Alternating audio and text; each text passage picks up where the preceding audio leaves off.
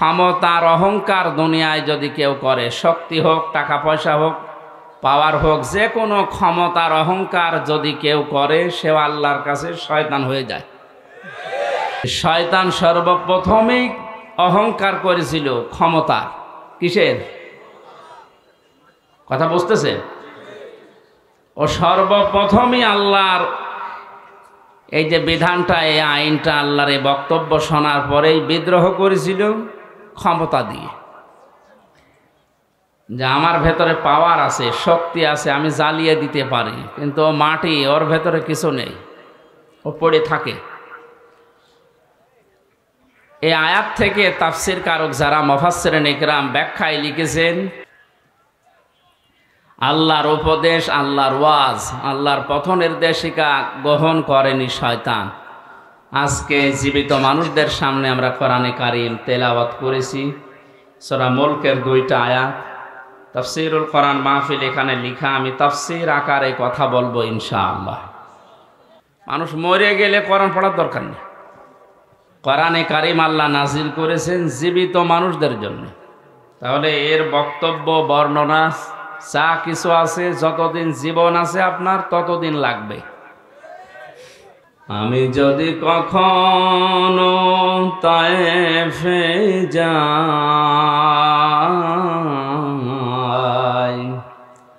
বলবো মাটিকে ডেকে নবীজির ফোন সরল কোথায়, বলে দাও তাই আজ আমাকে প্রতিশোধের দাবানল জ্বালাবো হেথায়, বালাগাল উলা বিকামালিহি কাশাফাত দুজা বিজামালিহি হাসনাত জামিউ খিসালিহি সাল্লু আলাইহি ওয়া আলিহি। দল, মত, জাতি, বর্ণ, ধর্ম নির্বিশেষে কোরআনে কারীম শোনার জন্য যারা এসেছি, খুশি হয়ে বলছে আলহামদুলিল্লাহ। আল্লাহ রাব্বুল আলামিন বলেন, হাযা বায়ানুল লিন্নাসি ওয়া হুদাও ওয়া মাউইযাতুল লিল মুত্তাকিন।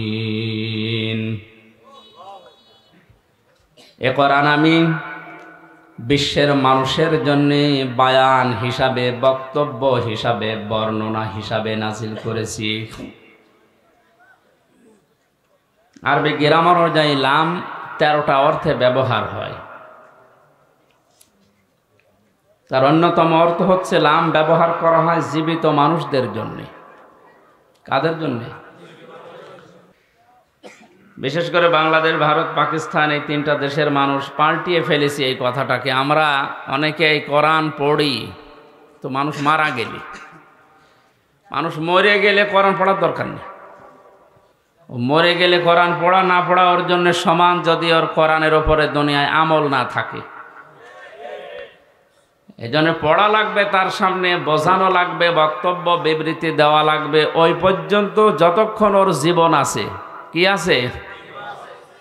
এর তথ্য কোন শব্দের দ্বারা পেলাম? লামের দ্বারা। কিসের দ্বারা? এই জন্য এখন থেকে এই সিদ্ধান্ত আমাদের নেওয়া লাগবে যে আমরা কোরআন পড়বো, বোঝাবো, এর বক্তব্য বিবৃতি দেব। কাদের সামনে? জীবিত মানুষ না মৃত মানুষ? হে নবী, কোরআনকে আমি বর্ণনা, বক্তব্য, উপদেশ হিসাবে জীবিত মানুষদের জন্য দিয়েছি। এর ভেতরে 2টা জিনিস আছে, অহুদান, পথ নির্দেশিকা আছে, ওয়ামাউইযাতুন, উপদেশ আছে। কাদের জন্যে? লিল মুত্তাকিন, যারা ভদ্রলোক, যারা তাকওয়া অবলম্বন করেছে, যারা আল্লাহকে ভয় করে চলে।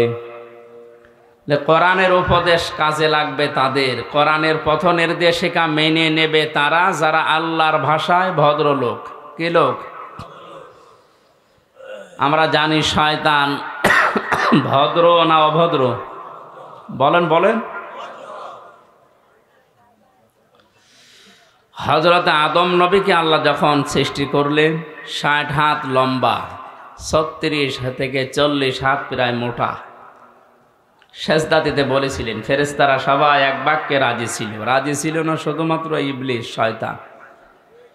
ওর 950 বছর ইবাদতের কারণে আল্লাহর উপরে খুশি ছিলেন। শেষ পর্যন্ত গোলামতো বানিয়ে বলেছিলেন শুধু মাথাটা নিচু করো, এইটাই সেজদা হিসাবে ধরে নেওয়া হবে। ও মাথা না দিয়ে আগে লাগিয়েছে পা।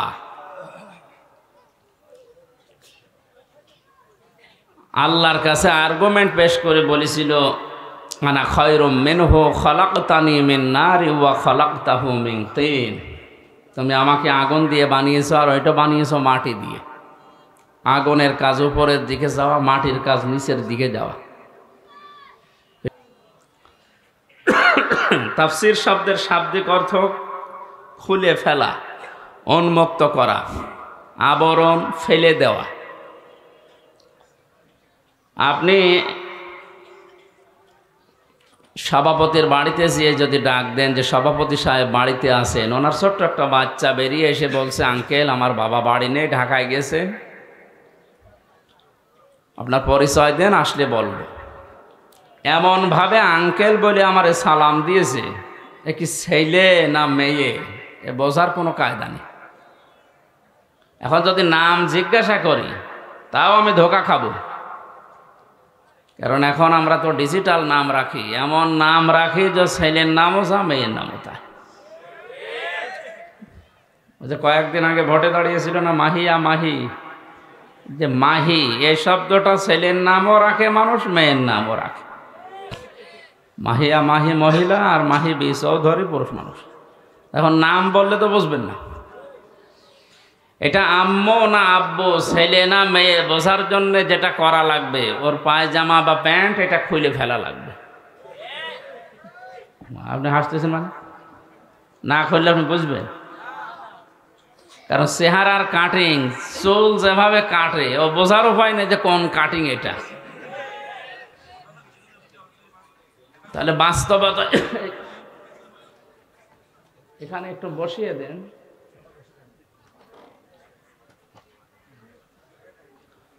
তাহলে এর যে আবরণ দেওয়া আছে পায়জামা প্যান্ট লুঙ্গি যাই বলেন, এটা যদি খুলে ফেলেন এবার আপনি টের পাবেন যে এটা ছেলে না মেয়ে, আম্মু না আব্বু। কথা বলেন ঠিক কিনা? কোরআনে কারিম জীবিত মানুষদের সামনে ব্যাখ্যা বিশ্লেষণ তাফসির যদি করা হয়, তাফসির মানে খুলে ফেলা। আমাদের ভেতরে শিরিক, বেদাত, কুফরি, জুলুমের রোগ দিয়ে, জুলুমের আবরণ দিয়ে যারা নিজেদের পরিবার, সমাজ, রাষ্ট্রকে ঢেকে রাখে, কোরআনের তাফসির করলে আবরণগুলো খুলে যায়। দেশের মানুষ দেখতে পায় এটা হচ্ছে শিরিককারী, এটা জুলুমকারী, এটা কুফরি, এটা বেদাতকারী। এই জন্যে ইসালে সওয়াব সহ বিভিন্ন অনুষ্ঠান যেগুলো হয় 63 দিন ব্যাপী, কোনো সমস্যা নেই। খালি ঝামেলা হয় তাফসিরুল কোরআন মাহফিল লিখলে, কারণ জানে যে তাফসির মাহফিল করলে আমি যে শিরিকের, যে জুলুমের, যে কুফরের আবরণ দিয়ে ঢেকে অন্তত চলাফেরা করছি এ খুলে যাবে। মানুষ তখন বুঝবে এই তো 2 নম্বর। এই জন্য ঝামেলা। আপনারা এটা না লিখে ওয়াজ মাহফিল লিখে দিতেন। আল্লাহ কোরআনে যে ওয়াজগুলো দিয়েছেন আমরা ওয়াজ করতাম। তাফসিরুল কোরআন মাহফিল লিখেছেন, সুতরাং আমাকে এই পোস্টার অনুযায়ী অন্তত তাফসির করা লাগছে। আল্লাহ যেন আমাকে তৌফিক দেন, হেদায়েতমূলক কিছু কথা বলার, আপনাদেরকে শোনার তৌফিক দেন। জোরে বলেন আমিন। আমরা নবীর একটা হাদিস পড়েছিলাম। বিশ্ব নবী বলেন, কেউ যদি তার নিজের ঈমানকে পরিপূর্ণ করে নিতে চায়, কিয়ামতের সবচাইতে বেশি কাজে লাগবে যেটা, তার নাম ঈমান। তার নাম কি? আমাদের ঈমানকে যদি আমরা কমপ্লিট করে পুরাপুরি করে আল্লাহর কাছে যেতে চাই, 4টা কাজ দুনিয়ায় করা লাগবে। কয়টা কাজ? আপনি মেলান তো, আপনি ঈমান পরিপূর্ণ করার জন্য এই 4টা কাজ করছেন কিনা?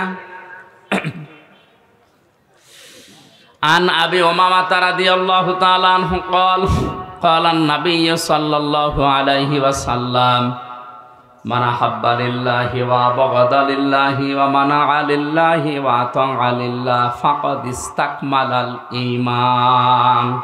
2টা হাদিসে আছে, বুখারী শরীফ, ইবনে মাজাহ শরীফ।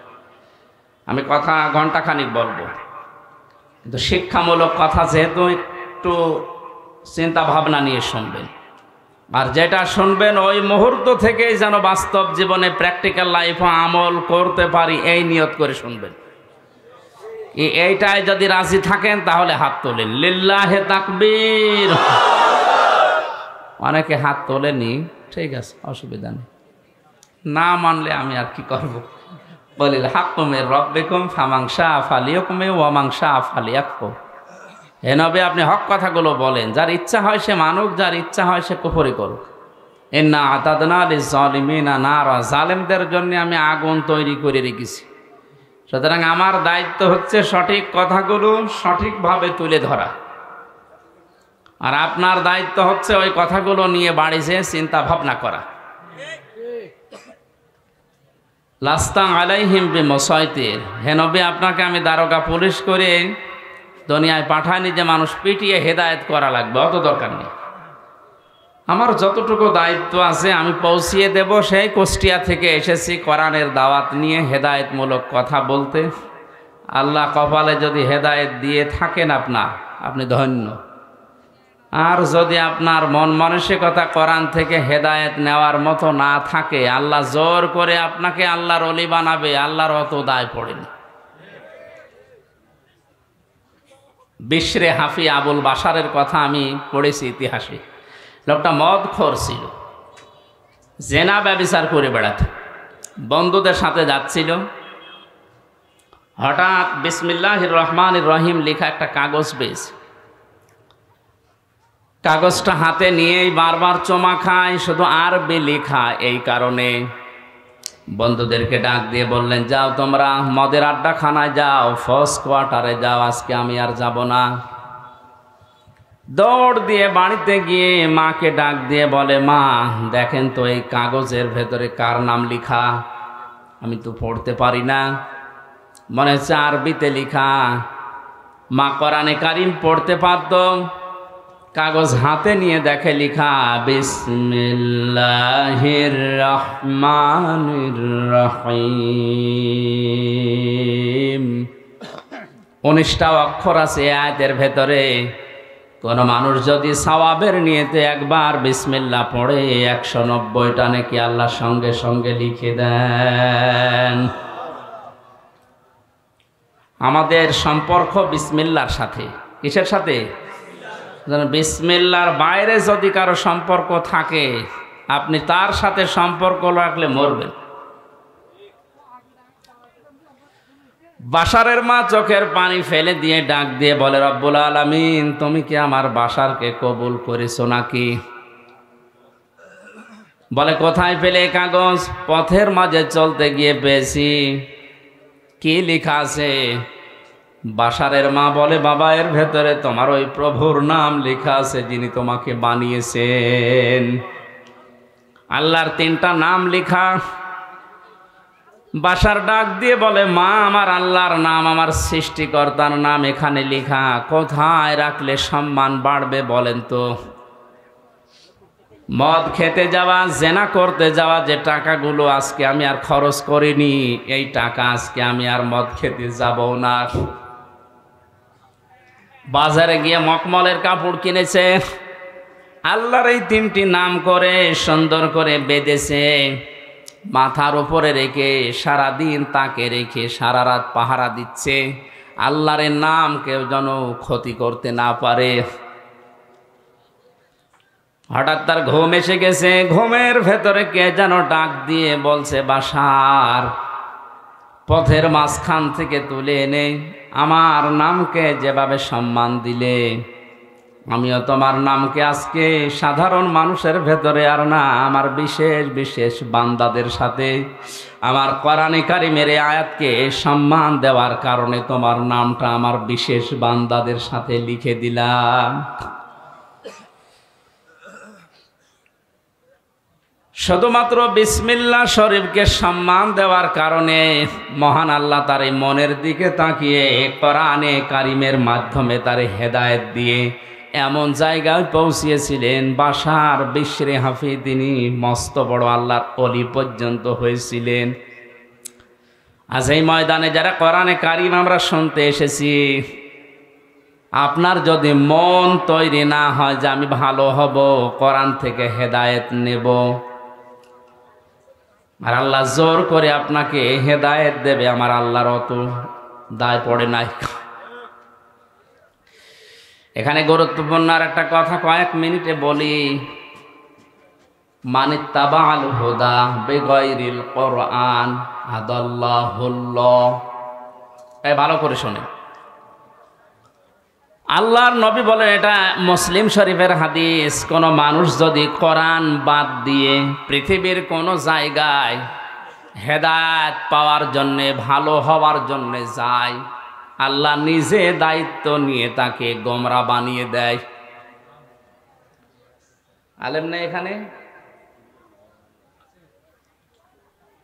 আল্লাহ নবী দল্লা শব্দ দিতে পারতেন, আদল্লা দিয়েছেন। দল্লা শব্দের শাব্দিক অর্থ হচ্ছে নিজেই নিজেকে পথ ভ্রান্ত করা, নিজেই পথ হারিয়ে ফেলা। আর আদল্লা শব্দের বাবে ফাল থেকে আসার কারণে বাংলা অর্থ দাঁড়াবে আপনি নিজে হয়তো ভালো হওয়ার নিয়তে গিয়েছিলেন, কিন্তু কোরআনে কারিম, কোরআনের কর্মসূচি, কোরআনের নিয়ম নীতি সেখানে ছিল না।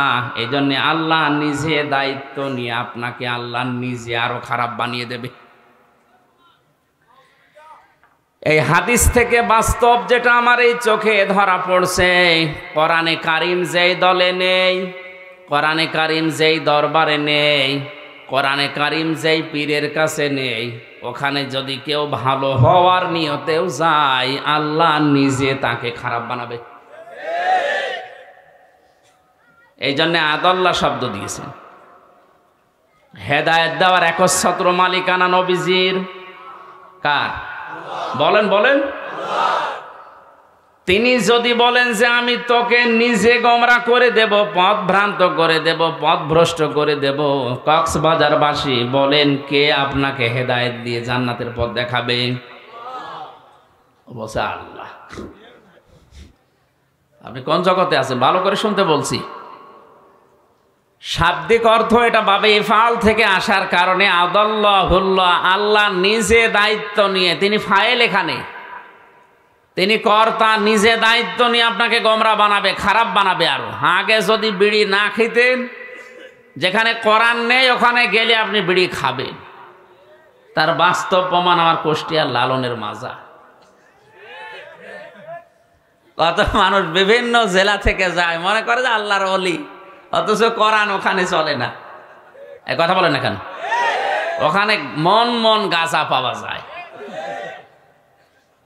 আর অধিকাংশ মানুষ থাকে মানে উল্টা পাল্টা, নারী নিয়ে যা তা করে, এরপরে লাল পানি মানি খায়। একবার রাত 9টার সময় যে দেখি একজনকে দুধ খাওয়াচ্ছে। বললাম ভাই কি করেন? এর গায়ে তো কোনো পোশাক আশাক নেই। তো হুজুর পোশাক নেই তাতে কি, এ আল্লাহর ওলি, এর ভেতরে মাল আছে। মাল যা আছে সব তো দেখা যাচ্ছে।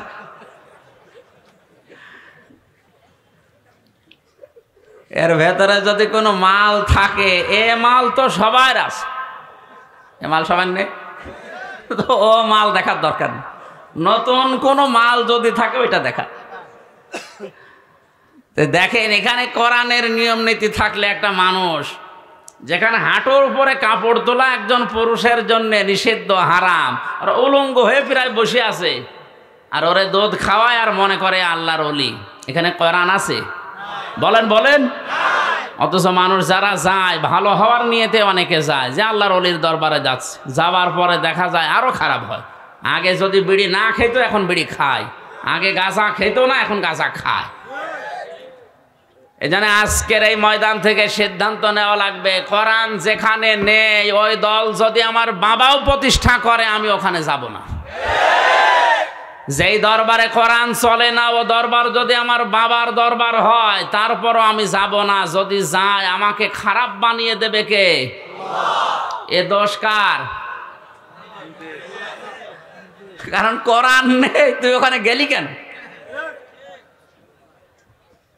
শ্বশুরকে বাবা বলা যায় আছে না নেই? আন্দাজে বলেন কেন? শ্বশুরকে বাবা বলতে সমস্যা কি? আজকেও তো শ্বশুর কল দিয়েছিল মাগরিবের পর। আমি বললাম আব্বা কেমন আছেন, জায়েজ না থাকলে আমি বলতাম, অত আপনি আন্দাজে দিতেছেন না। তো শ্বশুরকে বাবা বলা জায়েজ আছে, কিন্তু নিজের বাবার সামনে যদি বারবার শ্বশুরকে বলেন আব্বা জান আব্বা জান, কে আমি চিনি না, আপনার বাবার রাগ হওয়ার সম্ভাবনা হবে না? কোরআন পাঠিয়েছে আল্লাহ হেদায়েত দেওয়ার জন্য। হাদা বায়ানুল লিন্নাস হুদা ওয়া মাউইযাতুল লিল মুত্তাকিন যালিকাল কিতাবু লা রাইবা ফি হুদাল লিল মুত্তাকিন। এরকম বহু আয়াত কোরআনে আল্লাহ দিয়েছেন যে এটা হেদায়েতের কিতাব। মানিত্তাবাআল হুদা ফামান তাবিআ হুদায়া ফালা খাউফুন আলাইহিম ওয়ালা হুম ইয়াহজানুন। এরকম প্রায় 26টা আয়াত আছে কোরআনে কারীম, প্রমাণ করে যে আমি হেদায়েত দেওয়ার জন্য দুনিয়ায় এসেছি। সুতরাং নিজের বাবার সামনে শ্বশুরকে বাবা বলা জায়েজ আছে, তারপরও যদি বারবার বলেন বাবার মনে যেমন দুঃখ লাগার সম্ভাবনা আছে। কোরআন আল্লাহ পাঠালো হেদায়েত দেওয়ার জন্যে, এইটা বাদ দিয়ে আপনি যার কাছে যাবেন আল্লাহর তখন আপনার বাবার মতো রাগ হবে, দেখি তোর ওই পীর কেমন করে হেদায়েত দেয়। এই জন্য অধিকাংশ দরবারে গেলে মানুষ আজ হেদায়েত পাওয়ার পরিবর্তে গোমরা হয়ে যাচ্ছে। চট্টগ্রামের মরহুম আব্দুল জব্বারের দরবারে গেলে সন্তামণি কোরআন তুলে দিত যে কোরআন পড়ো, আল্লাহকে পেয়ে যাবে। ফরফরা শরীফের যারা পুরাতন পীর ছিল সেখানে গেলে মানুষ আগে বলতো যে কোরআন শরীফ তুলে দিলাম আল্লাহকে পেয়ে যাবেন, যান। এখন অধিকাংশ দরবারে আর কোরআন তুলে দেয় না, দেয় কি বিভিন্ন নামের জিকির দেয়। আল্লাহর নামে জিকির দিলেও তাও সঠিকটা দিলে হয়, সুবহানাল্লাহ, আলহামদুলিল্লাহ, লা ইলাহা ইল্লাল্লাহ, আল্লাহু আকবার, এগুলো দেয় না। এমন জিকির দেয় ও কোরআনেও নেই হাদিসেও নেই, সব বানিয়েছে। এই হো হো বলে জিকির আছে, সব চিটারি। এই দরবার টিকিয়ে রাখার জন্য নতুন নতুন করে একটা জিকির আবিষ্কার করে। এই ব্রাহ্মণবাড়িয়ার এই লাইনে কিছু মানুষ আছে, এবার আরো একটা জিকির আরম্ভ করেছে, এর নাম নাই, নিতে পারলাম না। কি জিকির শুরু করেছে দেখেন। সূরা আরাফের 181 নম্বর আয়াতটা বলছি, বাড়িতে যারা এই সমস্ত জায়গায় যান একটু মিলান এই আয়াত। ওয়ালিল্লাহিল আসমাউল হুসনা ফাদউহু বিহা ওয়া দারুল লাযিনা ইউলহিদুনা ফি আসমাইহি সাইয়ুজজাউনা মা কানু ইয়ামালুন। জোরে বলেন আল্লাহু আকবার। আল্লাহ পাক বলেন আমার অনেক সুন্দর সুন্দর নাম আছে, যে নামে পারো আমি আল্লাহকে ডাকো। আপনি ইয়া রহমান বলে ডাক দেন, অসুবিধা নেই। ইয়া খালেক বলে ডাক দেন, অসুবিধা নেই। কিন্তু সাবধান, আমি আল্লাহর নামকে উলট পালট করে এলহাদ করে আমার নামকে পরিবর্ধন করে কাটছাট করে তোমরা ডেকো না। কে বলছেন বলে তো? আল্লাহর এই ওয়াজ শোনার পরেও যদি কেউ হো হো ইয়ালি বাবা, শালি বাবা, বিভিন্ন বাবার নামে জিকির করে, ও হেদায়েত পাওয়ার পরিবর্তে আল্লাহ ওরে নিজে আরো গোমরা করে দেবে। সুতরাং সিদ্ধান্ত যদি নিতে পারেন যে আজকের তাফসীর থেকে যেটা শুনবো আমি মেনে নেব, তাহলে কোরআন আপনাকে পথ দেখাতে পারে। সে ক্ষমতা কোরআনের আছে না? কোরআনে ক্ষমতা নেই? আর যদি আপনার এরকম সিদ্ধান্ত হয় যা শুনি এক কান দিয়ে শুনবো আর এক কান দিয়ে বের করে দেব, কিয়ামত পর্যন্ত এখানে ওয়াজ হলেও আপনার কিছু হবে না। এরকম ওয়াজ শোনার জন্য এসেছেন না। আমরা ইমানকে যেহেতু পরিপূর্ণ করে নিতে চাই, কয়টা কথা বলেছিলাম? জবান খুলে বলেন কয়টা? খুব ভালো করে মিলান। আপনার ইমান আসলে পরিপূর্ণ হচ্ছে না, আরো ইমান ধ্বংস হয়ে যাচ্ছে।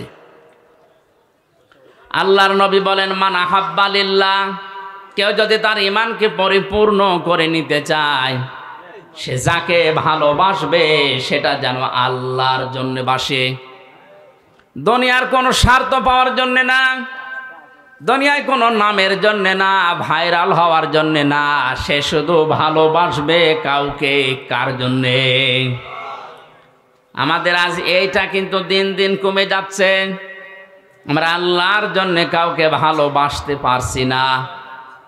ওয়াবগাদা লিল্লাহ, কাউকে যদি কেউ ঘৃণা করে, কাউকে যদি কেউ ছেড়ে দিতে চায় সে যেন অবশ্যই আল্লাহর জন্য ছেড়ে দেয়। আপনি যদি কোনো মানুষকে ছেড়ে দিতে চান, বন্ধুত্ব ছিল 20 বছরের, এখন আর রাখতে পারছেন না, দেখবেন এই লোকটা আল্লাহ রাসূলের বিরুদ্ধে গেছে, এই জন্য আমি আর ওর সাথে নেই। আজ 50 বছরে দলে আছি, কিন্তু এখন দেখি এটা কোরআন হাদিসের বাইরে। যদি ঈমান পরিপূর্ণ করে নিতে চান, এই মুহূর্তে আপনাকে তালাক দেওয়া লাগবে। ওয়া তাআ লিল্লাহ, কাউকে কিছু যদি দেন, দান করেন, হাদিয়াও দেন, এটা শুধু আল্লাহর জন্য দেওয়া লাগবে। আজ আমরা অনেক কিছু দিতেছি, দান করছি, কিন্তু সব দলীয়করণ এই লাইনে চলে গেছে।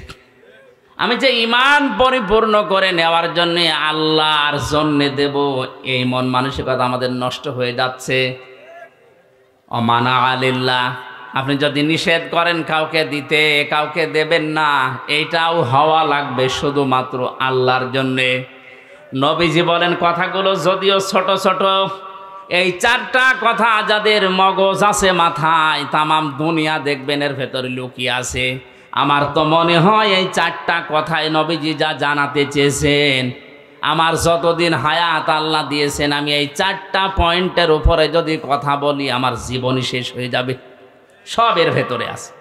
আপনি কাউকে ভালোবাসবেন আল্লাহর জন্যে, কাউকে ঘৃণা করবেন আল্লাহর জন্যে, কাউকে দান করবেন আল্লাহর জন্যে, দান করা থেকে বিরত থাকবেন আল্লাহর জন্যে, তাহলে দুনিয়ার থাকে কি? এই 4টা গুণ যদি কেউ অর্জন করে, নবীজি বলেন ফাকাদ ইস্তাকমালাল ঈমান। এই আরবি গ্রামার যারা জানে, ফা ব্যবহার হয় 19টা অর্থে। কয়টা? এর 13 নাম্বার কায়দাতে আছে, বালাগাত মান থেকে দেখবেন। এই ফা ব্যবহার করার নিয়ম হচ্ছে, আগের যে বর্ণনা নবীজি করছিলেন বা আপনি করছিলেন, এই কথাগুলো যদি কেউ মেনে নেয়, তাহলে পরের কথায় ফা দিয়ে গ্যারান্টি দেওয়া হচ্ছে। এরপরে আবার কদ আছে, কদ মানে নিশ্চয়, অবশ্যই। নবীজি বলেন ফাকাদ ইস্তাকমালাল ঈমান। এই 4টি গুণ যদি কেউ দুনিয়ায় অর্জন করে, ও যেন ওর ঈমানকে পরিপূর্ণ করে নিল। জোরে বলেন আল্লাহু আকবার। আমি সহ যারা শুনলাম, এখন থেকে এই হাদিসটার উপরে যেন আমল করতে পারি, নবীজি আল্লাহ তাওফিক দিন। জোরে বলেন আমিন।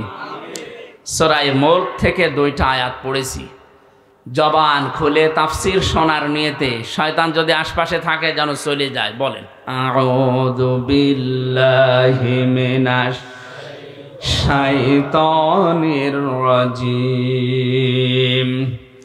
বিসমিল্লাহির রহমানির রহিম। তাবারাকাল্লাযী বিয়াদিহিল মুলক ওয়া হুয়া আলা কুল্লি শাইইন কাদির। আল্লাযী খালাকাল মাউতা ওয়াল হায়াতা লিয়াবলুয়াকুম আইয়ুকুম আহসানু আমালা ওয়া হুয়াল আজিজুল গফুর।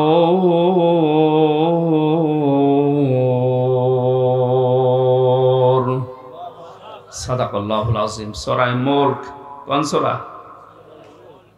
বলেন বলেন। মুলক শব্দের শাব্দিক অর্থ বলার দরকার নেই, এ ঝামেলা। আমরা সূরার অর্থের দিকে যাচ্ছি। তাবারাকা বরকতময়, আল্লাযী ওই সত্তা, বিয়াদিহিল মুলক যার হাতে ক্ষমতা। এই আয়াত পড়লে এই সূরাটার ভেতরে 30টা আয়াত আছে। কয়টা? এশার নামাজের পরে ঘুমানোর আগে কোনো মানুষ যদি প্রতিনিয়ত এই সূরাটা পড়ে, আর এর ভেতরে 30টা পয়েন্ট আছে, এই 30টা পয়েন্ট যদিও দুনিয়ার প্র্যাকটিক্যাল লাইফে সত্যি আমল করতে পারে, মরণের পরে এই সূরা কবরে তাকে শাস্তি থেকে বাঁচিয়ে দেবে।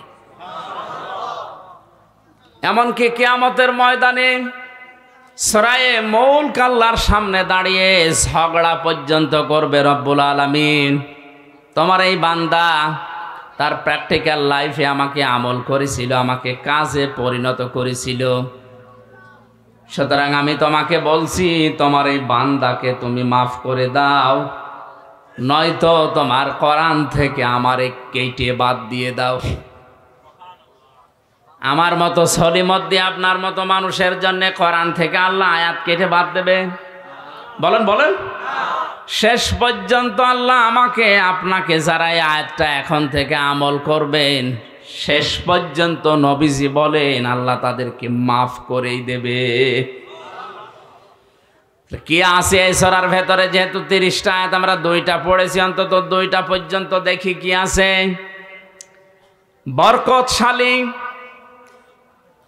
করুণাময় ওই আল্লাহ যার হাতে রাজত্ব, ক্ষমতা, এটা যদি কেউ বিশ্বাস করে সে জীবনেও একথা আর বলতে পারবে না ক্ষমতার উৎস জনগণ।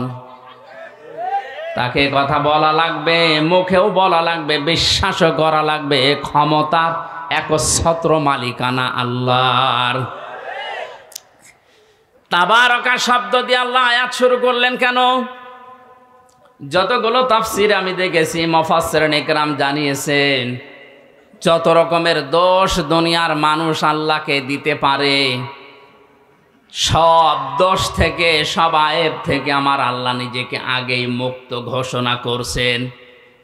পৃথিবীর অনেকে আল্লাহর নামে দোষ দিয়েছে, আল্লাহর সন্তান আছে, এই জন্যে আল্লাহ তাদেরকে কাফের ঘোষণা দিয়েছে, তারা খ্রিস্টান। অনেকে আল্লাহর স্ত্রী আছে, আল্লাহর পুত্র আছে, কথা বলার কারণে আল্লাহ তাদেরকেও কাফের বলে ঘোষণা দিয়েছে, তারা ইহুদি। আজ মুসলমান নামধারী অনেকের ভেতরেই এই ধারণা বদ্ধমূল হয়ে আছে। ইহুদি খ্রিস্টানরা সরাসরি আল্লাহকে সন্তান, স্ত্রী আছে এই দোষ দেয়। আমরা নামধারী মুসলমানেরা হয়তো আল্লাহর সন্তান আছে, স্ত্রী আছে, এ কথা বলি না, কিন্তু বলি আল্লাহর সাথে আমার বাবাও আছে। কবরে যে লোকটা শুয়ে আছে এর উপরে এত বেশি বিশ্বাস করে মানুষ, মনে হয় আল্লাহ ওর থেকে অনুমতি নিয়ে তারপরে কোনো কাজ করবে। যে সমস্ত বিষয়ে মানুষ আল্লাহর সাথে শিরিক করতে পারে, তাকে দোষ দিতে পারে, সব রকমের অক্ষমতা, দুর্বলতা, সব রকমের দোষ থেকে, আয়েব থেকে আমার আল্লাহ নিজেকে মুক্ত ঘোষণা দেওয়ার পরেই এমন একটা শব্দ দিয়েছেন, বিয়াদিহিল মুলক, আমি আল্লাহর কুদরতি হাতে দুনিয়ার সব ক্ষমতা। হুয়া আলা কুল্লি শাইইন কাদির, সব কিছুর ওপরে আমি আল্লাহরই ক্ষমতা চলে। আপনার 3.5 হাত বডি, এইটার উপরেও আপনার ক্ষমতা চলে না। আপনার নাক আপনার কথা শোনে না, আপনার এই হাতও আপনার কথা মতো চলে না। বলেন কেমন করে পায়খানায় যান? যে যদি বলেন আমি কিন্তু এ দেশের মন্ত্রী, কোনো দুর্গন্ধ যেন আমার নাকে না আসে, নাক বলবে বেটা যদি বাঁচতে চাস আগে আমার চেপে ধর। কথা বলছে না কেন? নাকও আপনার কথা শোনে না। আপনার শরীরের অঙ্গ প্রত্যঙ্গ গুলোই তো শুনছে না। এমনকি কিয়ামতের ওই কঠিন ময়দানে অঙ্গ প্রত্যঙ্গ যারা আল্লাহর আইনের বিরুদ্ধে ব্যবহার করেছে, এগুলো তাদের বিরুদ্ধে সাক্ষ্য হয়ে দাঁড়াবে। জোরে বলেন নাউজুবিল্লাহ। আল্লাহ রাব্বুল আলামিন বলেন, আল-ইয়াওমা নাখতিমু আলা আফওয়াহিহিম ওয়া তুকাল্লিমুনা আইদিহিম ওয়া তাশহাদু আরজুলুহুম বিমা কানু ইয়াকসিবুন। সূরা ইয়াসিনের 5 নম্বর আয়াতে আছে, কিয়ামতের দিন আল্লাহ মানুষের মুখের উপরে মোহর লাগিয়ে দেবে, সেলাই করে দেবে। হাত আল্লাহর সাথে কথা বলবে। আইদিহিম দিয়ে আল্লাহ শুধুমাত্র এই হাত বোঝাননি, হাত মানে বিভিন্ন রকমের হাত দুনিয়ায় মানুষের চলতে গেলে থাকে। কথা বলে না, কত রকমের হাত দুনিয়াতে আপনি ব্যবহার করেন। কেউ এই হাত ব্যবহার করছে, কেউ টাকা পয়সার হাত ব্যবহার করে, কেউ ক্ষমতার হাত ব্যবহার করে। দুনিয়ায় যে হাত ব্যবহার করে আপনি আল্লাহর বিরুদ্ধে, মানবতার বিরুদ্ধে অবস্থান নিয়েছিলেন, কিয়ামতের দিন ওই হাতগুলো আপনাকে আল্লাহর বিরুদ্ধে সাক্ষী দেওয়ার জন্য, আপনার বিরুদ্ধে আল্লাহর কাছে সাক্ষী দেওয়ার জন্য দাঁড়াবে।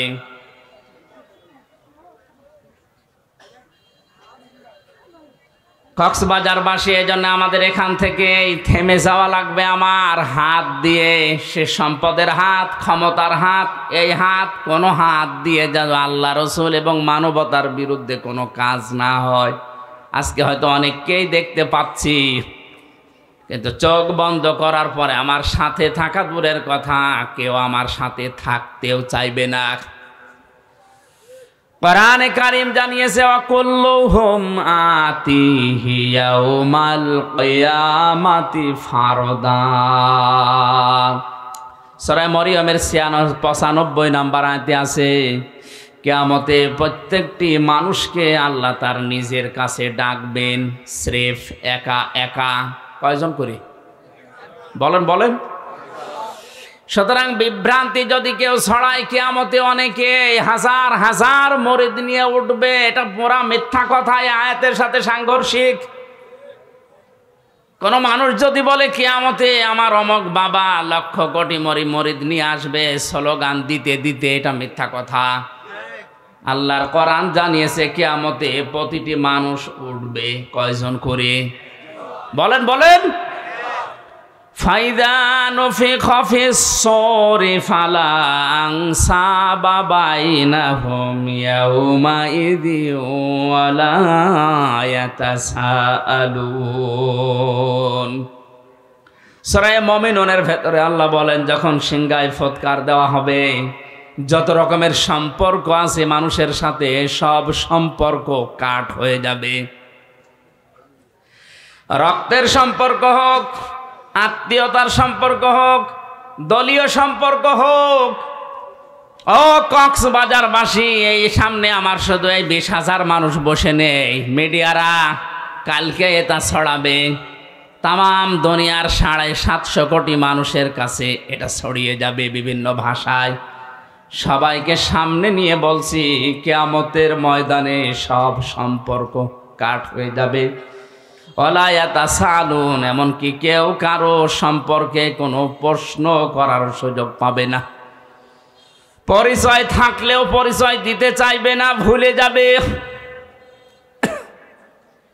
এই জন্য আমার এখনই সাবধান হওয়া দরকার। আজকের এই মাহফিলে সচেতন হওয়ার জন্যই দিয়েছে।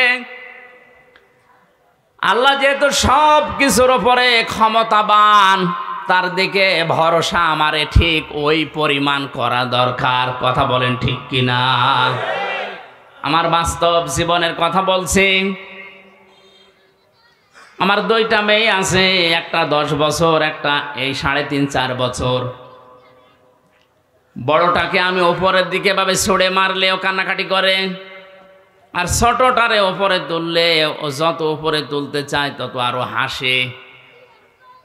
বড়টা জানে যে আমার বাবা যদি ওপরে আমারে ছুড়ে মারে, আমারে ধরতে পারবে না, পড়ে গেলে আমার লাগবে, আমার ব্যথা লাগবে।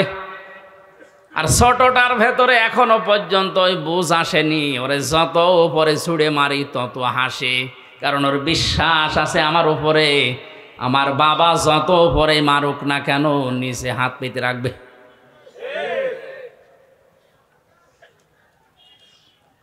এই যে আলা করলে সাজ্জিন কাদির, সব কিছুর উপরে আল্লাহর ক্ষমতা চলে। আল্লাহর উপরে তাহলে কিভাবে ভরসা করা দরকার। আমার মেয়ে ফারিহা জান্নাতের মতো ভরসা আমার উপরে যেভাবে করে, ওই ভরসাও এখন আমাদের আল্লাহর উপরে নেই। আল্লাহ রাব্বুল আলামিন এতক্ষণ তার ক্ষমতার কথা, ভরসার কথা, দোষ ত্রুটির মুক্তির কথা বলছিলেন। এই যে বিয়াদিহিল মুলকের ভেতরে লক্ষ লক্ষ কথা তাফসিরে আছে, হঠাৎ করে আল্লাহ আলোচনার ধরন পাল্টিয়ে ফেললেন।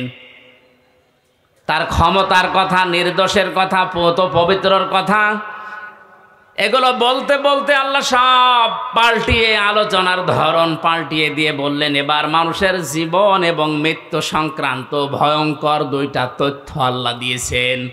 জবান খুলে বলেন, আল্লাযী খালাকাল মাউতা ওয়াল হায়াতা লিয়াবলুয়াকুম আইয়ুকুম আহসানু আমালা ওয়াল আজিজুল গফুর।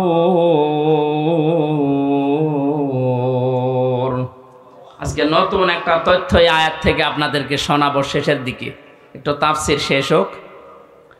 আল্লাহ রাব্বুল আলামিন হঠাৎ আলোচনার ধরন পাল্টিয়ে এবার বলতে আরম্ভ করেছেন, আল্লাযী খালাকাল মাউতা, তিনি কিন্তু ওই আল্লাহ যিনি দোষত্রুটি থেকে মুক্ত, যার হাতে ক্ষমতা, যার সব ক্ষমতার মালিক যিনি, তিনি তোমাদের মউত আর হায়াত সৃষ্টি করেছেন। আমাদের মউত আর হায়াত বানিয়েছেন কে? আয়াতের সর্বপ্রথম শব্দ কিন্তু আল মাউতা, মাউত দিয়ে। দ্বিতীয় নম্বরের শব্দ আল হায়াতা, আল্লাহ আগে হায়াত না বানিয়ে মউত আগে বানিলেন। মুফাসসিরিন ইকরাম লিখেছেন, দুনিয়ার মানুষ একথা মনে প্রাণে 100 ভাগ বিশ্বাস করো যে তুমি আর যাই করো না কেন মরা লাগবে। পৃথিবীতে বহু নাস্তিকের জীবনী আমি পড়েছি, সালমান রুশদি সহ ডক্টর আহমেদ শরীফ, কত নাস্তিক যারা আল্লাহকে পর্যন্ত বিশ্বাস করেনি, কিন্তু এই কথা তারা বিশ্বাস করে বলতে বাধ্য হয়েছে যে মরা লাগবে। কি করা লাগবে? 6665টা আয়াত পর্যন্ত অনেকে অস্বীকার করেছে, এখনো করছে, ভবিষ্যতেও করতে পারে। একটা মাত্র আয়াত কেউ অস্বীকার করেনি, করতেও পারবে না কিয়ামত পর্যন্ত। কুল্লু নাফসিন যায়িকাতুল মাউত সুম্মা ইলাইনা তুরজাউন। আল্লাহ পাক বলেন, অবশ্যই সবাইকে মরা লাগবে, ফিরে আসা লাগবে আমি আল্লাহর কাছে। কার কাছে? মাউতা শব্দ আল্লাহ দিয়েছেন। তাফসিরে আমি মাউতের ধরন পেয়েছি, মানুষের মরণের যন্ত্রণা পেয়েছি প্রায় 10 রকম। মরণের পরে অধিকাংশ মানুষের এই আকৃতি আর থাকবে না। কোরআন জানিয়েছে, ইউরাফুল মুজরিমুনা বিসিমাহুম ফায়ুখাযু বিন নাওয়াসি ওয়াল আকদাম। জবান খুলে কোরআনের আয়াত বলেন, ফাবিআই আলাই রাব্বিকুমা তুকাযযিবান। কিয়ামতের ময়দানে পাপিষ্ঠদেরকে আমি আল্লাহ জিজ্ঞাসা করব না, ও হামজা এই কাজ করেছিলে না? দুনিয়ার মানুষ আমরা দেখি আদালতে, এই 3টা বছর আমি জেলখানায় ছিলাম, যতবার আদালতে গেছি সাক্ষী নেয়, এমনকি আমাকেও বিচারক জিজ্ঞাসা করে আপনার নামে এই অভিযোগ আপনি করেছেন কিনা। উনি নিচে যেহেতু জানে না, উকিল যারা দাঁড়ায় তাদের কথাও শুনে বিশ্বাস পায় না, শেষ পর্যন্ত আমারে জিজ্ঞাসা করে আপনি এই অপরাধ করেছেন কিনা। আল্লাহ পাক বলেন, মানুষের এই বিচার ব্যবস্থার আমি আল্লাহর বিচার সম্পূর্ণ আলাদা। যেহেতু বিচারক ওই জায়গায় ছিল না, ওর অতীত বর্তমান ভবিষ্যৎ কিছু জানা নেই, এই জন্যে জিজ্ঞাসা করে না এটা করেছেন কিনা। আমি আল্লাহর সব জানা আছে, এই জন্যে কাউকে তার পাপের কথা আমি জিজ্ঞাসা করব না, ওর শরীরের ভেতরে ওই চিহ্ন ফুটিয়ে তুলব।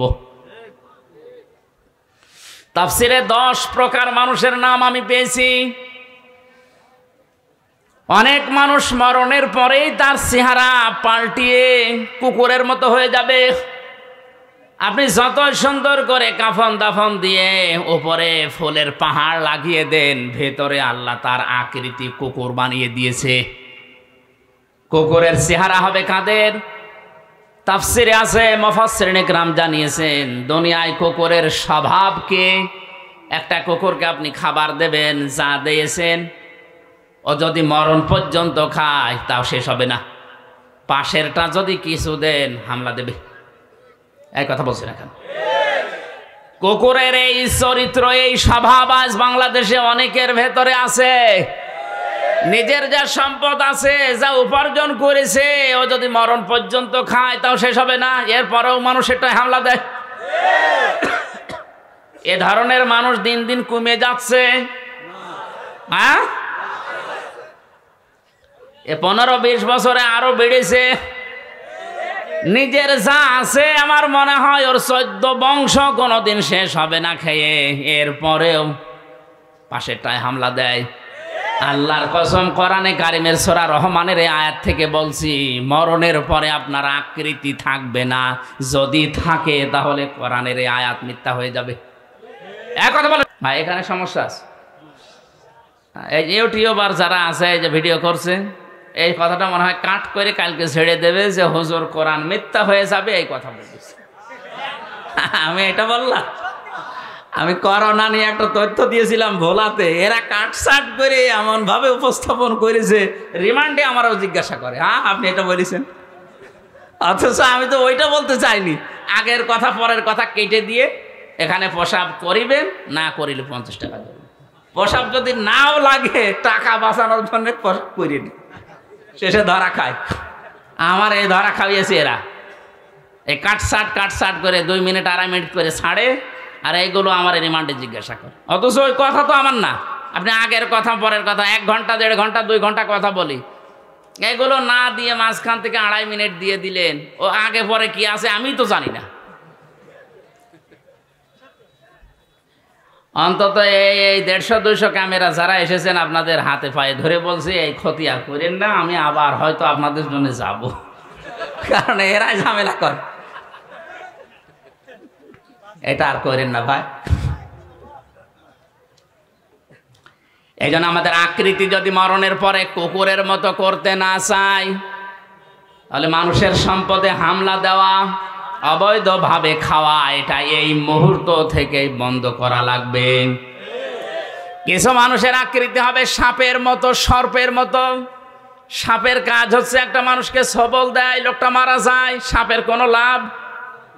এই জবাব দেন না কেন? অনেক মানুষ এখন এই দেশের তৈরি হচ্ছে, সকালবেলা থেকে ওঠার পরেই ওর ধান্দা থাকে কার ক্ষতি করব, অথচ নিজের কোনো লাভ হয় না। মাঝখান থেকে লোকটার 2 বছর জেল হয়ে যায়। আমার পেছনে যারা লেগে আমার এই 3 বছরে জেল খাটিয়েছে, তাদের কোনোই লাভ হয়নি। মাঝখান থেকে আমার 3টা বছর অন্ধকারে কেটল। আমার স্ত্রী সন্তান কষ্ট পেয়েছে, আমার বাবা মা কষ্ট পেয়েছে, তাদের কি হলো? তারা হ্যাঁ টাকা পয়সা কিছু পেয়েছে, ওইটা আমি নাই বললাম, তো তারা আর কি লাভ হলো বলেন? এই মানুষগুলো যদি আমার কাছে স্বীকার না করে, স্বীকার মানে তওবা করা, স্বীকার মানে কি? আমার কাছে মাফ চাওয়া, স্বীকার করা, তওবা করা, এটা যদি দুনিয়ায় জীবদ্দশায় এটা না করে আমার এই 3টা বছর যারা নষ্ট করেছে ওইভাবেই মারা যায়, আল্লাহর কসম এদের আকৃতি কিয়ামতের দিন আমার এই ক্ষতি করার কারণে সাপের মতো হবে। দেখলে আমি বুঝবো যে এই তো সেই লোক। শুধু আমার ব্যাপারে আমি বললাম, এরকম হাজারো মানুষের জীবনে ঘটছে এখন, না ঘটছে না? আকৃতি যদি ঠিক রাখতে চান, এ সুন্দর চেহারা আপনার থাকবে না। 3 নম্বরে কিছু মানুষের আকার হবে শূকরের মতো। কিসের মতো? শূকর দেখবেন নিজের বউ, ছেলে মেয়ে, বেটার বউ সব নিয়ে যায়, একটা অনুষ্ঠানে যায়, কোনো জায়গায় যে নিজে বসে বসে এক জায়গায় থাকে, আর ওগুলো সব কচু খেতে ছেড়ে দেয়। কার সাথে কি করছে আল্লাহ ছাড়া কেউ জানে না। কত মানুষের চরিত্র আজ তাকান, নিজের বউ যদি সুন্দর হয় দিশাই পায় না করবে কি, আরো সুন্দর করে সাজায়, মানুষকে দেখায় যে জিনিস আমার আছে, জিনিস আছে, আপনি নিজে দেখেন, মানুষ দিয়ে দেখানোর দরকার কি? বউ সুন্দরী যার, এগুলো যদি দেখানোর মতো জিনিস হতো, তো এই যে কোরআন শরীফ আমি হাতে নিয়ে বলছে আমারটা আমি সত্যি আগে দেখাতাম।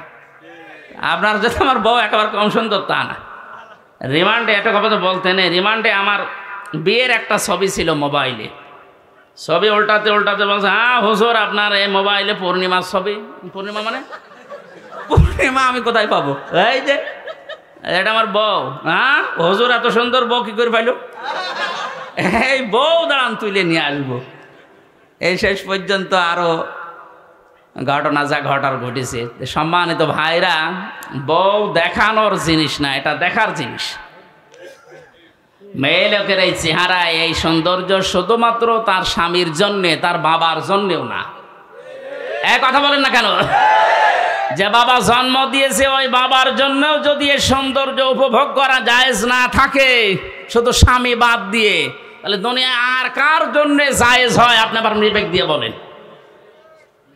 এরপরেও যদি কেউ নিজের বউকে, নিজের যুবতী মেয়েকে আরো সুন্দর করে সাজিয়ে প্রদর্শন করেন যে জিনিস আমার আছে দেখো, কিয়ামতের দিন আপনার এই আকৃতি থাকবে না, আপনি শুকর হয়ে উঠবেন। জোরে বলেন নাউজুবিল্লাহ। কত মানুষ আল্লাহওয়ালা দেখতে মনে হয়, নামাজ পড়ে, তাহাজ্জুদের নামাজ পর্যন্ত পড়ে, কিন্তু বাড়িতে এই পর্দার ব্যাপারে উদাসীন, কিছু মনেও করে না।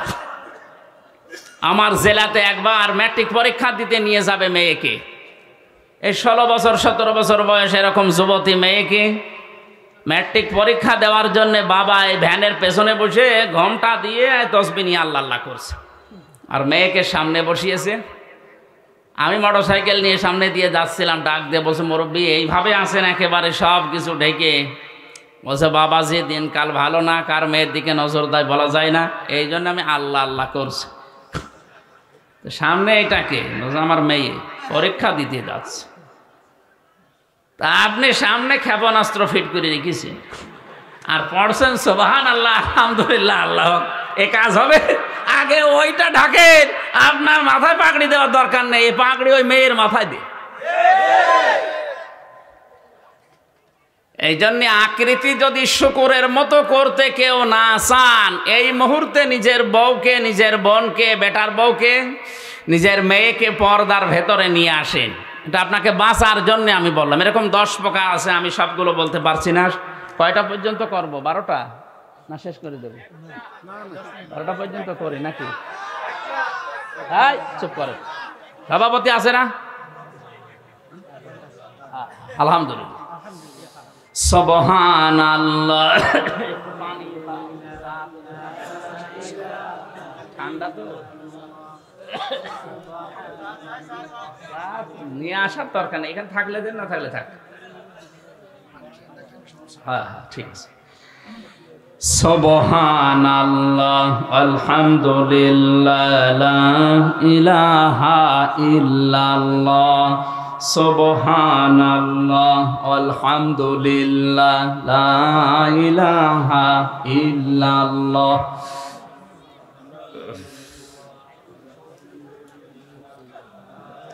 আমি জিকির করতে বললাম নাকি খাজা বাবা বলতে বলছি? আপনারা তো পুরুষ মানুষ, মহিলা প্যান্ডেল আছে না, ওই জায়গায় যদি যে বলতাম যে জিকির করেন, ওরা এমন আওয়াজ দিত, এটা তো 3 গুণ আওয়াজ হইতো। আমি তো মহিলা প্যান্ডেলের জিকিরে চট্টগ্রাম বিভাগে বিভিন্ন জায়গায় হয়, এগুলো দেখেছি।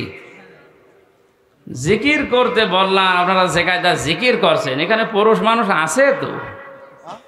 দেখেন তো আগে, দেখেন কি হলো, দেখেন না কেন? পুরুষ নেই, জিকির করেন সুবহানাল্লাহ।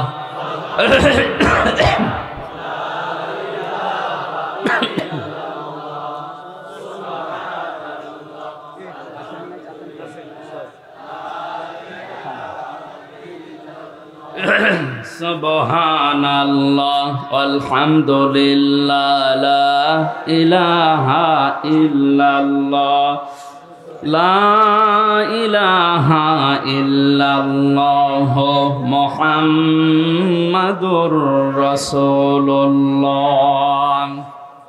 আমার ভাইরা একটু খেয়াল করে শোনেন, মাউতা শব্দ দেওয়ার পরে আমার আল্লাহ প্রথম নাম্বারে দিয়েছেন এই জন্যে যাই করেন মরা তো লাগবে, আর মরণের যন্ত্রণা এত তীব্র, এত কঠিন।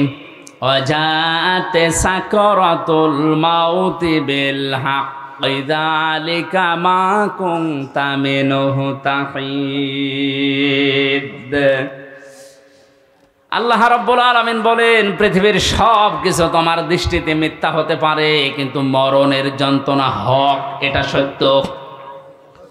আমরা জানি হযরত ইদ্রিস নবী আলাইহিস সালামের জীবনী পড়েছি, আমি তাফসীরের ভেতরে দেখেছি হযরত ইদ্রিস নবী আলাইহিস সালাম তিনি শখ করে একবার মৃত্যুবরণ করতে চেয়েছিলেন। ডাক দিয়ে বলে রব্বুল আলামিন, আজরাইল ফেরেশতা আমার কাছে এসে, তার সাথে আমার বন্ধুত্ব আছে, কথাবার্তা হয় আমার সাথে, আমি মরতে চাই, তার মানে মরণের যন্ত্রণা কেমন এটা আমি একটু দেখতে চাই। তুমি আজরাইলের সাথে আমার বন্ধুত্ব আরো গাঢ় করে দাও। আল্লাহ রাব্বুল আলামিন কোন বিষয়ে যদি সিদ্ধান্ত নেন, বলেন কোন ফায়াকুন, সঙ্গে সঙ্গে হয়ে যায়। ফেরেশতা আজরাইলের সাথে তার বন্ধুত্ব হয়ে গেল। হাদিসটা যদিও জয়ীফ, দুর্বল, আমি শুধু শিক্ষার জন্য বলছি। ডাক দিয়ে বলে ফেরেশতা, আল্লাহ আপনার সাথে আমার বন্ধুত্ব তৈরি করে দিয়েছে, আমিও বন্ধুত্ব করেছি, কিন্তু এটা টিকিয়ে রাখতে হলে কয়েকটা কথা আপনার শোনা লাগবে বন্ধু হিসাবে। এক নম্বরে, আমি মৃত্যুবরণ করে দেখতে চাই যে মরণের যন্ত্রণা কেমন। ফেরেশতা বলে রব্বুল আলামিন, কার কাছে পাঠিয়েছো বন্ধুত্ব করার জন্যে? এ তো পুরা ভেজাল, মরে দেখতে চাই কেমন লাগে। আল্লাহ পাক অর্ডার দিলেন, তিনি বললেন হ্যাঁ আমাকে মারবেন, কিন্তু মরণের পরে আবার আমার রূহ ফিরিয়ে দেবেন, আমাকে আবার জীবন দিয়ে দেবেন। তাফসিরে এসেছে তিনি যে শখ করে মৃত্যুবরণ করেছিলেন, কেমন যন্ত্রণা পেয়েছিলেন জানেন? একটা জিন্দা ছাগলকে চামড়া ছিলে লবণ লাগিয়ে দিলে যেমন কষ্ট হয়, ওইরকম কষ্ট পেয়েছিলেন। পৃথিবীর সর্বশ্রেষ্ঠ মানুষ যিনি, আল্লাহর পরে যার স্থান, আমাদের নবী মুহাম্মদুর রাসূলুল্লাহ সাল্লাল্লাহু আলাইহি ওয়াসাল্লাম, তিনি ওই মরণের যন্ত্রণা থেকে রেহাই পাননি। বারবার তার শরীর শুকিয়ে যাচ্ছিল, ঘেমে যাচ্ছিল, ঘামগুলো মুছিয়ে দেয় হযরতে ফাতেমা, হযরতে আয়েশা, আবার ঘেমে যান। মরণের যন্ত্রণা যখন শুরু হয়ে গেছে, হযরতে আজরাইল তার দরজায় এসে কড়া নাড়া দিয়েছে। ফাতেমাতুজ জোহরা দরজায় যাওয়ার পরে দেখলেন বিশাল আকৃতির একজন দাঁড়িয়ে আছে। ভয়ে দৌড় দিয়ে বাবার কাছে আসলেন, ডাক দিয়ে বলে, বাবা, এমন একটা মানুষকে দেখলাম জীবনে এর আগে আমি দেখি নাই। এর মাথা আকাশের দিকে, পা জমিনের সাথে, এত উঁচা, এত লম্বা। নবীজি চোখের পানি গড়িয়ে পড়লো, ডাক দিয়ে বলে, মা ফাতেমা, এটা দুনিয়ার কেউ না, এটা তোমাকে এসেছে এতিম বানাতে, এটা ফেরেশতা আজরাইল, আসতে দাও। সালাম দেওয়ার পরে ভেতরে প্রবেশ করলেন। ডাক দিয়ে বলে, ইয়া রাসূলুল্লাহ, আল্লাহ পাক আমাকে পাঠিয়েছেন দুইটা খবর পাঠানোর জন্যে। আপনি যদি যেতে চান আমি নিয়ে যাব, যদি না যেতে চান আপনি থাকতে পারবেন। নবীজি বললেন, আজরাইল, আমি যদি থাকতে চাই কতদিন থাকতে পারবো? ফেরেশতা বলে, হ্যাঁ আপনি যতদিন ইচ্ছা ততদিন থাকতে পারবেন। তারপরে কি? মরা লাগবে। তারপরে কি? কারণ হচ্ছে আল্লাযী খলাকাল মাউতা, আল্লাহ সর্বপ্রথম বানিয়েছেন মউত। আপনি আল্লাহর প্রিয়, আল্লাহর বন্ধু, আল্লাহর দোস্ত, আল্লাহর হাবিব, সব ঠিক আছে। আপনি যতদিন থাকতে ইচ্ছা করেন ততদিন থাকতেও পারবেন, কিন্তু ফাইনাল কথা, মরা লাগবে। নবীজি বললেন, আজরাইল, মরাই যদি লাগে তাহলে নশ্বর দুনিয়ায় থেকে আমার আর লাভ নেই। মহান আল্লাহ যদি আমার অপেক্ষায় অপেক্ষমান থাকে তাহলে আমাকে নিয়ে চলো। আজরাইল বলেন, আমি শুধু হাতটা তার বুকের উপরে রাখলাম। বিশ্বনবী ডাক দিয়েই বললেন, আজরাইল, তাড়াতাড়ি তোমার হাত আমার বুকের ওপর থেকে সরাও, মনে হচ্ছে উহুদ পাহাড় আমার বুকের ওপরে রেখে দিয়েছো। কক্সবাজারবাসী বলে, যে লোকটা জীবনে কোনোদিন হাত তুলে মোনাজাত করলে আল্লাহ ফেরত দেওয়া দূরের কথা, মনের ভেতরে আকাঙ্ক্ষা আসলে যার দোয়া কবুল হয়ে গেছে। জোহরের নামাজ পড়ছিলেন তিনি বাইতুল মুকাদ্দাসের দিকে। 2 রাকাত নামাজ হবার পরে আকাশের দিকে তাকিয়ে মনের ভেতরে একটা আকাঙ্ক্ষা এসেছে, আল্লাহ 16 থেকে 17 মাস পর্যন্ত আজ এই বাইতুল মুকাদ্দাসের দিকে আমি নামাজ পড়ছি, আমার মনটা খুব বেশি চায় আমি যদি কাবা শরীফের দিকে ঘুরে নামাজ পড়তে পারতাম তাহলে আমার মন আরো তৃপ্ত হয়ে যেত। নামাজের ভেতরে ওয়াহি নাজিল করে দিলেন আল্লাহ পাক, ক্বাদ নারা তাকাল্লুবা ওয়াজহিকা ফিস সামা ফালানুওয়াল্লিয়ান্নাকা কিবলাতান তারদাহা ফাওয়াল্লি ওয়াজহাকা শাতরাল মাসজিদিল হারাম। হে নবী, আপনি আকাশের দিকে মুখ উত্তোলন করেছিলেন, আমি কিন্তু বুঝতে পেরেছি যে আপনার মনে কি চাই। আপনার মন চাই এই 16-17 মাস নামাজ পড়লেন বাইতুল মুকাদ্দাসের দিকে, কাবার দিকে মন চাই নামাজ পড়তে। জোহরের নামাজের বাকি 2 রাকাত আর মুকাদ্দাসের দিকে পড়া লাগবে না, নামাজের ভেতরে আপনি ঘুরে বাকি রাকাত কাবার দিকে পড়েন। এই জন্য এই মসজিদকে কিবলাতাইন বলা হয়, 2 কিবলার মসজিদ। একই নামাজ আল্লাহর নবী 4 রাকাত পড়েছিলেন, 2 রাকাত বাইতুল মুকাদ্দাসে, 2 রাকাত কাবার দিকে। বলেন যে লোকটা শুধু মনের ভেতরে কামনা বাসনা আসলেই কবুল হয়ে যায়, আকাশের তারকা দেখে চাঁদ দেখে হাত আঙ্গুল দিয়ে ইশারা দিলে 2 টুকরা হয়ে যেত। 5 জমিন থেকে তুললে ওটা সঙ্গে সঙ্গে আরশে চলে যেত। এত বড় পাওয়ার ছিল, সম্মান ছিল যার। এই লোকটার মরণের যন্ত্রণা যদি আজরাইলের হাত রাখার পরে এমন তীব্র হয়, আমাদের কিছুই হবে না।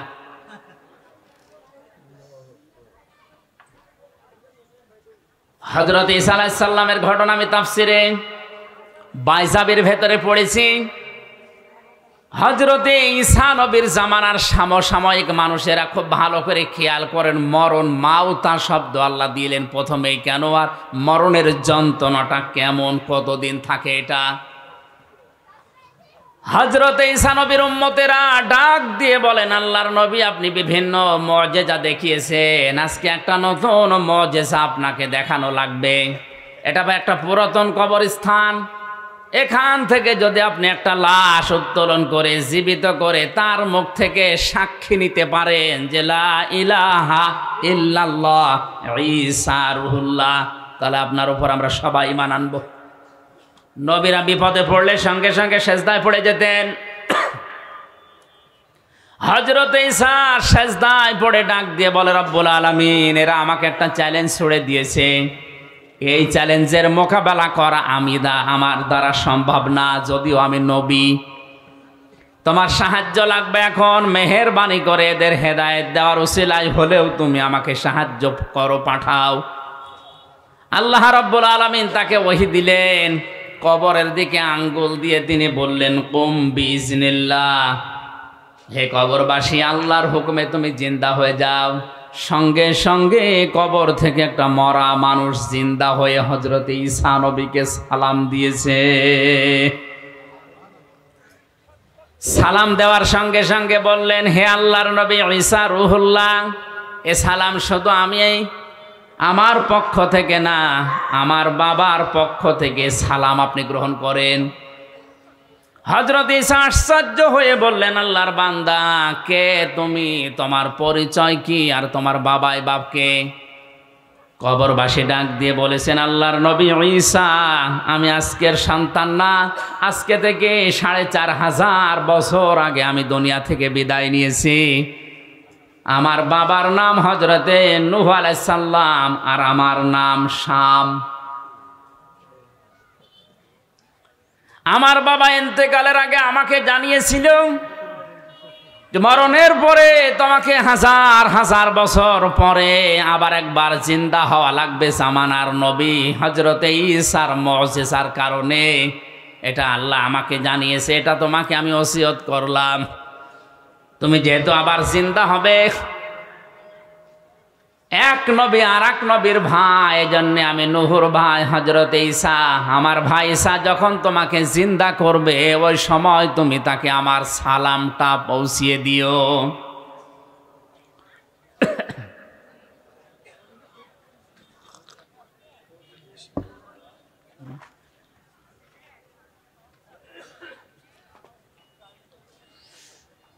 হযরতে ঈসা রুহুল্লাহ আশ্চর্য হয়ে বললেন, শাম, তুমি 4500 বছর কবরে আছো, কিছু আশ্চর্য কথা আমার একটু শোনাও।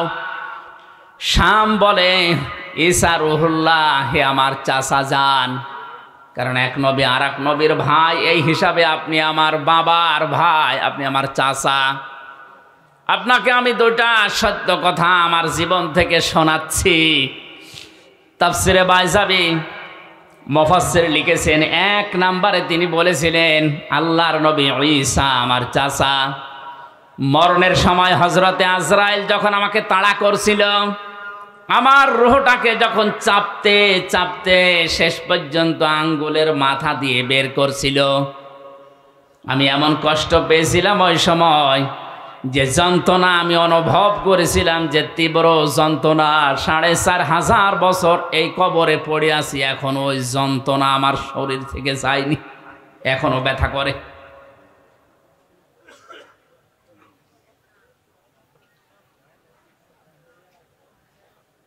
দ্বিতীয় নম্বরে, কবে কিয়ামত হবে আমিও জানি না।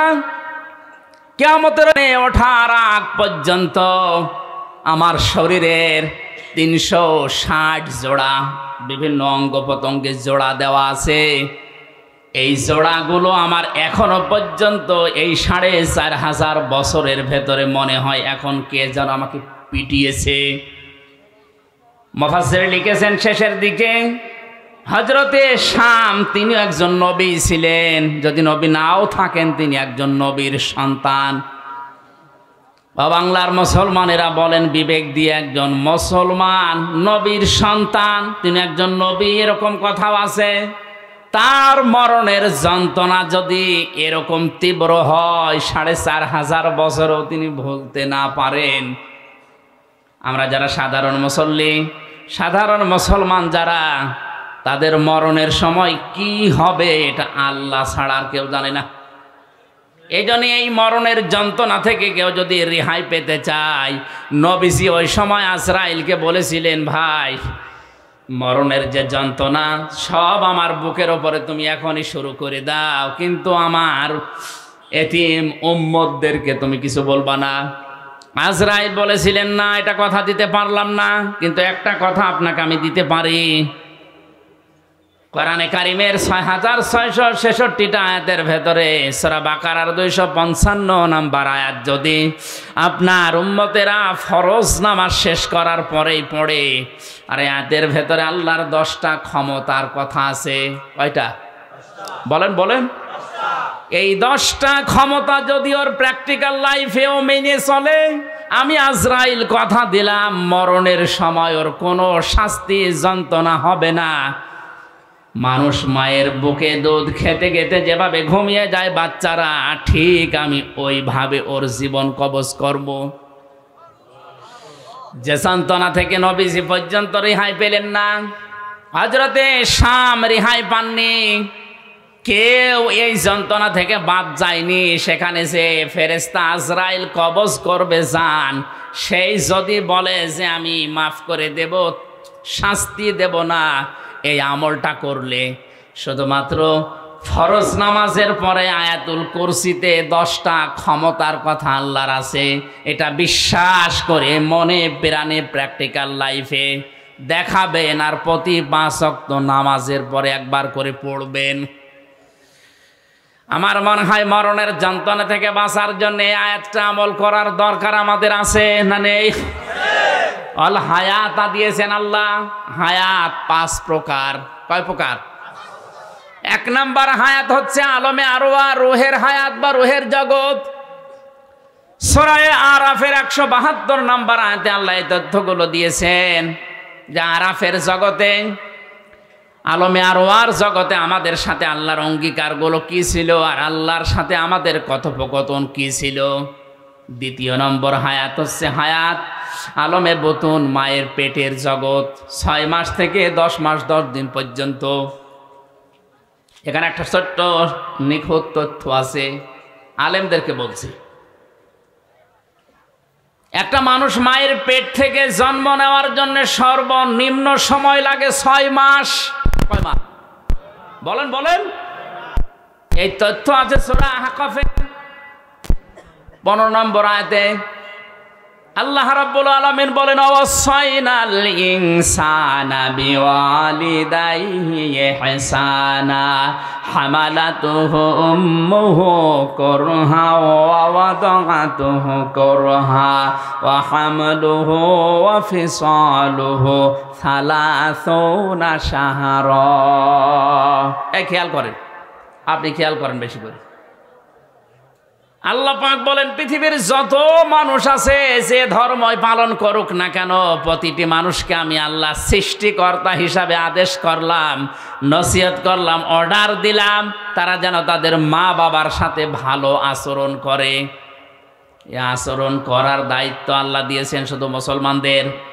বলেন বলেন, যত ধর্মের মানুষ আছে দুনিয়ায়, মানুষ পদবাচ্যে যারা বিবেচিত, এই মানুষের আল্লাহর অর্ডার, সৃষ্টিকর্তার অর্ডার, মা বাবার সাথে ভালো আচরণ করা লাগবে।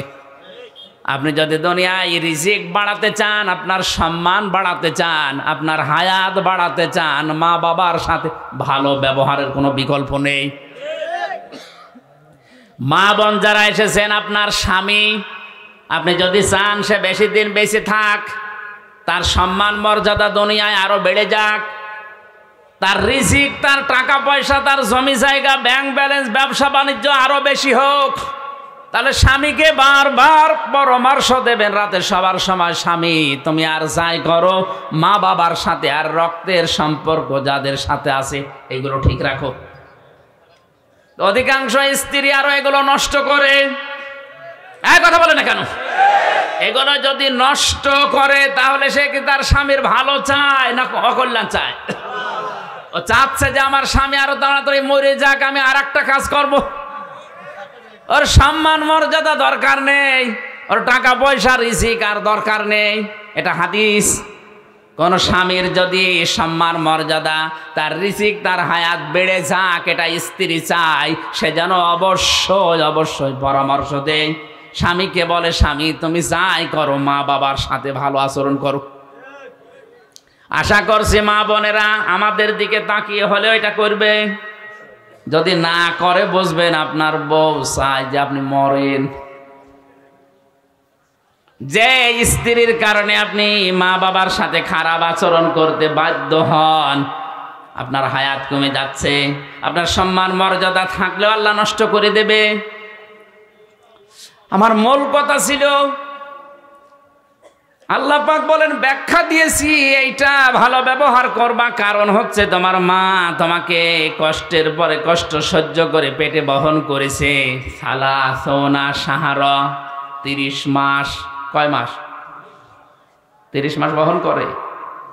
বলেন বলেন। ওয়া হামলুহু ওয়া ফিসালুহু সালাসোনা শাহরা, এই যে মাঝখানে ওয়া আছে, তোমাকে দুধ পান করিয়েছে, পেটে বহন করিয়েছে, সব মিলে 30 মাস। আমরা জানি মানুষকে দুধ পান করানো লাগে মায়ের স্তন থেকে সর্বনিম্ন 2 বছর। কয় বছর? সূরা বাকারার 233 নম্বর আয়াতে আছে এটা। والوالدات يرضعن أولادهن حولين كاملين لمن أراد أن يتم الرضاعة। আমি দুনিয়ার বাবাকে, মায়েদেরকে আদেশ করেছি, তোমরা বাবারা যারা আছো মায়েদের মাধ্যমে সন্তানকে দুধ পান করাবা 2 বছর। কয় বছর? এ দুধ পান করার দায়িত্ব বাবার না মার? এই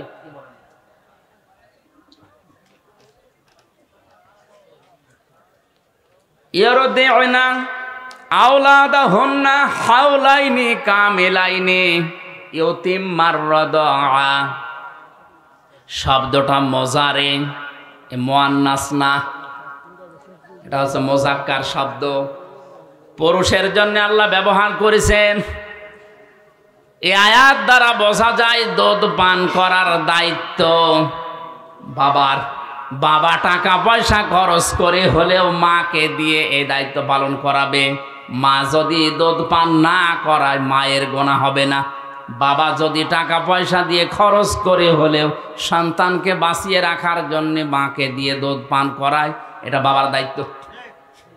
মা দায়িত্বটা পালন করে দেয়, টাকা পয়সা না নিয়ে, এটা আমাদের উপর ইহসান।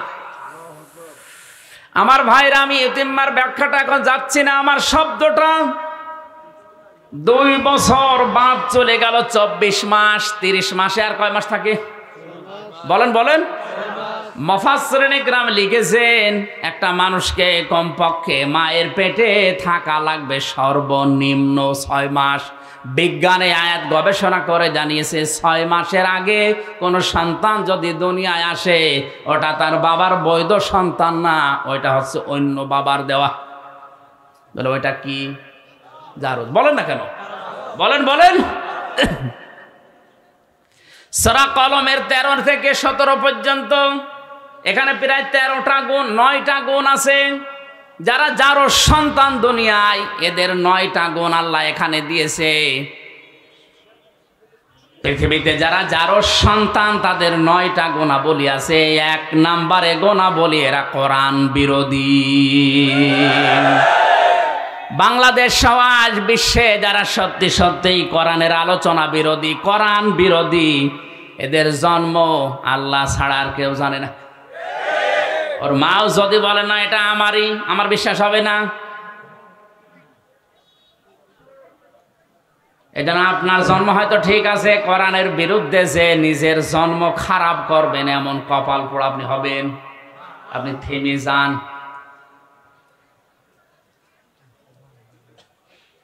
মায়ের পেটের ভেতরে এই জন্য 6 মাস থাকাই লাগবে। এক একটা শব্দে লক্ষ লক্ষ কথা আছে, আমি খুব তাড়াতাড়ি সংক্ষেপ করছি। 3 নম্বরে আলমে দুনিয়া, এই যে জগতে আমরা আছি, 60, 70, 80 বছরের হায়াত। 4 নম্বরে আলমে বারজাখ, কবরের জগৎ। 5 নম্বরে আলমে আখেরাত, আখেরাতের ওই জগৎ। আল্লাহ পাক বলেন, হামাও তার হায়াত বানিয়ে দুনিয়ায় পাঠিয়েছি খেলা করার জন্য না, লিয়াবলুয়াকুম আইয়ুকুম আহসানু আমালা। আমি দেখতে চাই তোমাদের ভেতরে কে ভালো কাজ করে আসতে পারো। আল্লাহ কিন্তু বেশি কাজ চাননি, তিনি চেয়েছেন ভালো কাজ। কি কাজ? এজন্য আমাদের হায়াত আর মওত বাড়ানোর উদ্দেশ্য আল্লাহর, যেহেতু ভালো কাজ আমাদের কাছে চান।